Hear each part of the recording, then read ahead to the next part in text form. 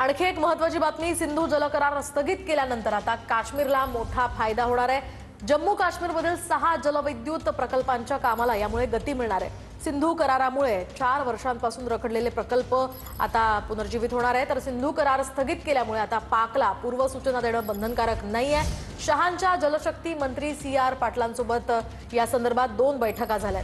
बैठकांमध्ये जलविद्युत प्रकल्पांच्या कामांचा सुद्धा आढावा घेण्यात आलाय। अधिकची माहिती ग्राफिक्समधून समजून घेऊयात। सावलकोट परियोजना क्षमता जिची आहे 1856 मेगावॅट, याचा मोठा फायदा जम्मू काश्मीरला होईल। त्यानंतर पाकलदुल क्षमता हा प्रकल्प 1000 मेगावॅटचा आहे।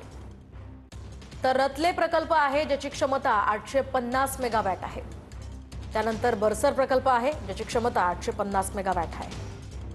त्यानंतर आहे किरू प्रकल्प ज्याची क्षमता 624 मेगावॅट आहे।